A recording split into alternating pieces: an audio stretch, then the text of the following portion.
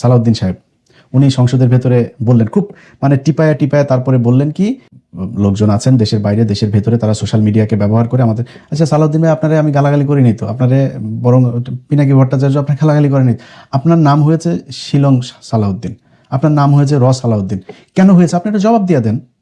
আপনি কেন দেশে আসার পরে এই গুম কমিশনে যায় আপনি রিপোর্ট করেন নাই? আমার পোস্ট করার 2 দিন পরে যায় কেন আপনাকে এই গুম কমিশনে যাইতে হইল? আপনি কেন এস আলমের গাড়িতে চড়ে বাড়িতে ফিরলেন? আপনি কেন ইউনাইটেড গ্রুপকে আপনি শেল্টার দেন? এগুলো জবাব দেন। এগুলো জবাব দিলেই তো হয়ে যায়। আমরা তো আপনার বিরুদ্ধে, আপনার আজকে সোশ্যাল মিডিয়াতে ব্যবহার করে আপনাকে নাকি খুব খারাপ কথা বলে ফেলছে। আমরা হাসিনাকে নিয়ে যে ভাষায় কথা বলেছে, হাসিনার বিরুদ্ধে যেভাবে কথা বলেছে, তখন তো ইন্ডিয়াতে বসে আমাদেরকে ফোন করতেন, ইলিয়াস এই সাবজেক্টটাকে এইভাবে নিয়ে আসো, এইটারে এই করো, এইভাবে করো। তখন তো আবার ভালো লাগতো ইলিয়াসরে, তখন ইলিয়াসের ইউটিউব চ্যানেল, ফেসবুক পেজ সবই ভালো লাগতো। তখন কেন ফোন করতেন? তখন ফোন না করতেন, তখন বলতেন ইলিয়াস দেখো এইভাবে এই শেখ হাসিনারে এইভাবে বাজেভাবে কথা বলো না, ওনার একটু সম্মান দিয়ে, প্রধানমন্ত্রী ওনাকে একটু সম্মান দিয়ে কথা বলো। তখন বলেন নাই? এখন সোশ্যাল মিডিয়া আপনার হয়ে গিয়েছে, আপনারে নিয়ে আমার মানে বাজে কথা বলে তো লাভ নেই, আপনারে নিয়ে আপনার উলঙ্গ ভিডিও, উলঙ্গ ছবি দেখে আমার কোনো লাভ আছে নাকি? আপনার কি মনে হয় আমার কাছে কোনো কিছু নাই? আমার কাছে কোনো কিছু আগেও ছিল না? তা আপনার দেখাইছি? দেখায়নি কেন? দেখায়নি, দরকার নাই। কারণ আপনি দেশের বিরুদ্ধে যখন যাবেন তখন আপনার যা মনে চাই তাই। হারুনের যেদিন কিনা করে, এই যে 6 জন আটক ছিল, এই যে নাহিদরা যে 6 জন, ওনাদের মধ্যে তো একজন বলেছে যে ভাই আপনি যখন হারুনের ন্যাংটা ভিডিওটা করলেন, হারুন আর আমাদের এইসব নিয়ে হারুন খালি দেখি ওরে ফোন দেয়, ওই বিভিন্ন আপনার এই সোশ্যাল মিডিয়া যারা এক্সপার্ট আছে তাদেরকে ফোন দিয়ে এই ভিডিও নামাও, ওই ভিডিও নামাও, এগুলো নিয়ে ব্যস্ত। হারুন নিজে ফোন দিয়েছে পরে। আমার মনে আছে আমি বাচ্চাদের নিয়ে এক সুইমিং পুলে তখন ফোন দিয়েছে যে ভাই আপনি প্লিজ, ফেসবুক থেকে সব সরাই ফেলছে তারা, শুধু টেলিগ্রাম চ্যানেল, আমার টেলিগ্রাম চ্যানেল ছিল ওইখানে দেওয়া ছিল, ওইটা সে সরাইতে পারে না, এইটার জন্য ভাই প্লিজ এটা একটু ভাই সরাই দেন ভাই, এটা এআই ভিডিও বানানো। তখন তো হারুনের ভিডিও দেওয়ার পরে খুব মজা লাগছিল ভাই, মানে এত দ্রুত বুক পুষা ফেলে। আপনার সাথে সালাউদ্দিন ভাই, আপনার সাথে আমার ব্যক্তিগত কোনো সমস্যা নাই তো, আপনার আমি সম্মান করতাম, প্রচন্ড সম্মান করতাম। বহুত ব্যস্ততার ভেতরেও আপনি কখনো ফোন করলে আমার ফোনে পান নাই, এরকম খুব কম হয়েছে। তা আপনার সাথে আমার এত ভালো সম্পর্ক খারাপ হইলো কেন? আপনি নিজেকে বিক্রি করেছেন, আমি ইলিয়াস হোসেন বিক্রি হই নাই কারোর কাছে। এই জন্য আপনার সাথে আমার এখন সমস্যা হয়েছে, এখন আপনার সমালোচনা শুনতে ইচ্ছা করে না। আপনাদের সবকিছু এখন বিরুদ্ধে যায় কেন? আপনারা কেন এই হাদির বিরুদ্ধে চলে যান? আপনারা কেন হ্যাঁ ভোটের বিরুদ্ধে চলে যান? আপনারা কেন আওয়ামী লীগ বিএনপি ভাই ভাই হয়ে যান? আপনারা কেন এই এস আলমকে আবার ফের ব্যবসা করার জন্য, আপনার দেশের ভেতরে প্রতিষ্ঠিত করার জন্য আপনারা কাজ করেন কেন? এত কিছু আপনার জনগণের বিরুদ্ধে যায় কেন? এটা আমি একা না তো, সারা দেশের মানুষ। একটু চোখ কান বুইজা খালি বট টট বললে হবে না। এগুলো সেম কথাগুলো আওয়ামী লীগ বলতো, বট বাহিনী, এরা এই সোশ্যাল মিডিয়াতে আসে, বাস্তবে নাই। জুলাইতে দেখিয়ে দিয়েছে না বাস্তবে আছে কি নাই। অতএব আপনাদের প্রতি আমাদের কোনো ক্ষোভ নাই। এই যে আজকে যেই সম্মান দেখাইলাম না, এই সম্মান কেন দেখিয়েছি? এই সম্মান দেখানোর একমাত্র কারণ আমাদের মনে হচ্ছে যে তারেক রহমান ঠিক লাইনে আছেন। তারেক রহমান বাংলাদেশের সার্বভৌমত্বের প্রশ্নে তিনি আপোষহীন। খালেদা জিয়া যেই রাস্তায় ছিল তিনি সেখানেই থাকবেন। অনেক কিছু এদিক ওদিক আমার আগের ভিডিওগুলোতে আমি বলেছি, ওই বিস্তারিত ওই আলাপে যাচ্ছি না। সেই জন্য মনে করি যে ঠিক আছে, ওই জায়গাটা যদি ঠিক থাকে তাহলে সব ঠিক। আমি আমার এই আজকের যে অনুষ্ঠানটা যাওয়ার কথা ছিল সেখানে আমি এই জিনিসগুলো বলেছি। আমি বিশ্বাস করেন ওইখানে ইভেন ওই কয়েকটা অডিওর মাঝখানে হয়তো অডিওগুলো শুনলে নাম টাম চলে আসে, এরকম কিছু জায়গা আমি তাও ওইখানে সেন্সর করে দিয়েছিলাম যাতে নামগুলো শোনা না যায়। রানিং 2জন মন্ত্রীর নাম আছে সেখানে। তারপরে লন্ডনে থাকা তো 7জন মানুষের মধ্যে 6জন হচ্ছে লন্ডনে থাকতো, এবং তাদের সাথে তারেক রহমানের খুব ভালো সম্পর্ক। এটা তো খুব ঝুঁকিপূর্ণ। তাদেরকে দিয়ে তো তারেক রহমানকে অনেক বড় ক্ষতিও তো করাইতে পারে, কারণ এই জিনিস যদি হাতে থাকে সে বাধ্য হবে তারেক রহমানের কোনো ক্ষতি করতে। আমরা সেই জায়গাগুলোই চেয়েছিলাম যে এইটা যদি আমি দেই তাহলে অন্য নেতারা হবে, এবং কিছু কৌশলও সেখানে বলা ছিল, এই জায়গাগুলো আমি করব। তো যেহেতু মানে এমন কিছু খুব মানে আমার খুব কাছের মানুষ, যাদেরকে খুব সম্মান করি, যাদের কথা শুনি, এরকম কিছু মানুষজন বলেছেন, এবং তাদের কারণে আমার আজকে ইয়েটা করলাম না। এবং আমি সত্যি কথা আমি বলি, দেখেন আপনারে নিয়ে আমার মানে বাজে কথা বলে তো লাভ নেই। আপনারে নিয়ে আপনার উলঙ্গ ভিডিও, উলঙ্গ ছবি দেখে আমার কোনো লাভ আছে নাকি? আপনার কি মনে হয় আমার কাছে কোনো কিছু নাই? আমার কাছে কোনো কিছু আগেও ছিল না? তা আপনার দেখায়নি কেন? দেখায়নি, দরকার নাই। কারণ আপনি দেশের বিরুদ্ধে যখন যাবেন তখন আপনার যা মনে চাই তাই। হারুনের যেদিন কিনা করে, এই যে 6 জন আটক ছিল, এই যে নাহিদরা যে 6 জন, ওনাদের মধ্যে তো একজন বলেছে যে ভাই আপনি যখন হারুনের ন্যাংটা ভিডিওটা করলেন, হারুন আর আমাদের এইসব নিয়ে হারুন খালি দেখি ওরে ফোন দেয়, ওই বিভিন্ন আপনার এই সোশ্যাল মিডিয়া যারা এক্সপার্ট আছে তাদেরকে ফোন দিয়ে এই ভিডিও নামাও, ওই ভিডিও নামাও, এগুলো নিয়ে ব্যস্ত। হারুন নিজে ফোন দিয়েছে পরে। আমার মনে আছে আমি বাচ্চাদের নিয়ে এক সুইমিং পুলে তখন ফোন দিয়েছে যে ভাই আপনি প্লিজ, ফেসবুক থেকে সব সরাই ফেলছে তারা, শুধু টেলিগ্রাম চ্যানেল, আমার টেলিগ্রাম চ্যানেল ছিল, ওইখানে দেওয়া ছিল, ওইটা সে সরাইতে পারে না, এটার জন্য ভাই প্লিজ এটা একটু ভাই সরাই দেন ভাই, এটা এআই ভিডিও বানানো। তখন তো হারুনের ভিডিও দেওয়ার পরে খুব মজা লাগছিল, খুব মজা লাগছিল। হারুনের ভিডিও দিছি কারণ হারুনের সাথে আমার ব্যক্তিগত সমস্যা ছিল, হারুনের ভিডিও দিয়েছি কারণ হারুন ওই সময় মানুষ মারতেছিল, ডিবি বিভিন্ন জায়গা থেকে মানুষজনকে তুলে আনতেছিল, এই জন্য দিয়েছে। তো তখন তো মজা লাগছে, এখন মজা লাগে না, আমার এগুলো দিতে ইচ্ছাও করে না। এখন তো বয়স টয়সও হয়েছে, তাই না, এগুলো নিয়ে করা ঠিকও না। বাট আপনি যখন রাষ্ট্রের বিরুদ্ধে যাবেন, আপনাকে যখন ওই ভিডিও দিয়ে আরেকজন আপনাকে খারাপ কাজ করাইতে চাবে, আমি তখন ওই ভিডিও দিয়ে আপনাদের ভালো কাজ করাবো, সমস্যা কোথায়?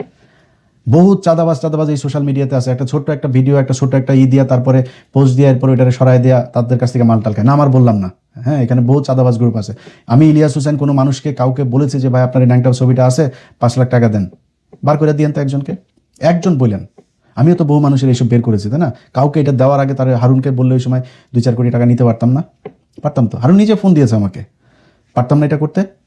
এটা করি নাই ভাই, আমরা দেশের জন্য যেটাই করি ওটা দেশের জন্যই করি, আগেও করেছি, এখনো করছি, সামনেও সেটাই করব।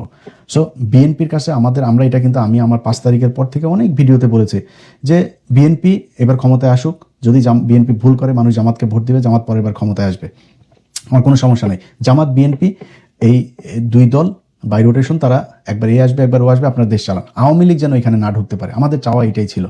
ওই জায়গায় যদি ঠিক থাকেন, এবং আবারও বলছি ভাই, 71 নিয়ে এই বাংলাদেশকে ভাগ করেন না প্লিজ। 71-এর এটা আপনাদের বয়ান না। খালেদা জিয়াউর রহমান কোনোদিনই 71 নিয়ে রাজনীতি করে নাই, বরং খালেদা জিয়ার সেই বক্তব্যগুলো এখনই ইউটিউবে আসছে, এগুলো শুনেন। জিয়াউর রহমান সাহেবের সাথে এই শাহ আজিজ সহ বহু যারা একদম মানে ওপেন ডিক্লায়ার্ড, যারা কিনা পাকিস্তানের পক্ষে ছিল, যে তারা ভাঙতে চায় পাকিস্তান, তারা ভাঙতে চায়নি, এটা তিনারা করেছেন। বাট সে মানুষগুলো কি খারাপ? সে মানুষগুলো খারাপ ছিল? এখন এই মুক্তিযুদ্ধের যদি বিতর্কে যাই, বহুত বিতর্ক সামনে চলে আসবে, তারা তো এগুলো নিয়ে রাজনীতি। বিএনপি কেন এখন সেই আওয়ামী লীগের মতোই একই ন্যারেটিভ তারা বলে তারপরে রাজনৈতিকভাবে দেশকে বিভাজন করার চেষ্টা করে? কেন করবেন ভাই? বহুত কিছু আছে। এই যে এইদিন একজন সংসদে একজন এমপি বললেন যে ভাই, আমি ওনার সংসদে তো এদিন উনি বক্তব্য দিয়েছেনই যে আমরা সবাই মিলেমিশে থাকবো, আমরা আর এটা নিয়ে আর ভাগাভাগি করতে চাই না, দেশকে ভাগ করতে চাই না।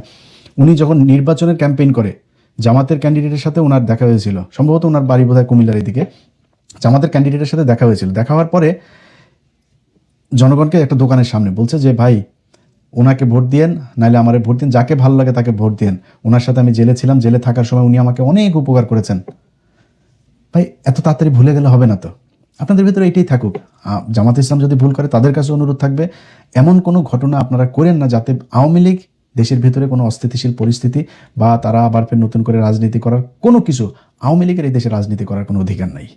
তারা এই একদম নিকট অতীতে যে মানুষ খুন, যেভাবে গুম, প্রতিটা ঘটনায়, এই যে হেফাজতের ঘটনা নিয়ে এখন সব বের হচ্ছে, প্রতিটা ঘটনাতে তারা বাংলাদেশের মানুষকে হত্যা করেছে। এরকম একটা দলকে এই দেশে রাজনীতি করতে দেওয়া যাবে না। এই জায়গায় ঠিক থাকেন, আপনাদের কারোর প্রতি কোনো থাকবে না, কোনো ধরনের থাকবে না আপনাদের কাছে। ভাই আমি চাইতেও যাব না যে ভাই আমার এই যে আমার বাংলা এডিশন বন্ধ করে রাখছেন আপনি, পোর্টাল বাংলাদেশের বন্ধের, আপনাদের কাছে এখনো আমি সরকারের কাছে মানে বলিও নাই যে ভাই আমার করছেন, কারোর কাছে কোনো কমপ্লেন নেই, আপনারা তো বন্ধ করেন নাই, তো আপনাদের কাছে কোনো কমপ্লেনও নাই, কমপ্লেন করিও নাই।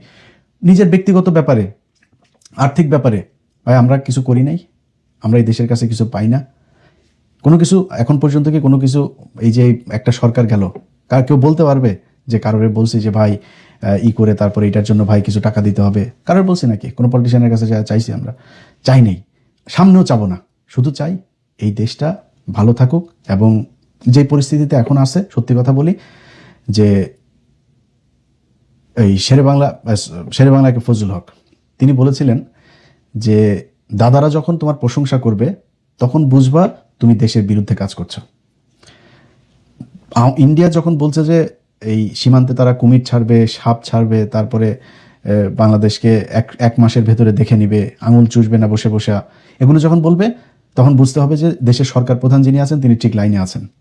আমরা সেটাই চাই। আমরা খুব দ্রুত এই দেশের সেনাবাহিনীর আধুনিকায়ন চাই, আমার এয়ার ডিফেন্স, শক্তিশালী একটা এয়ার ডিফেন্স চাই।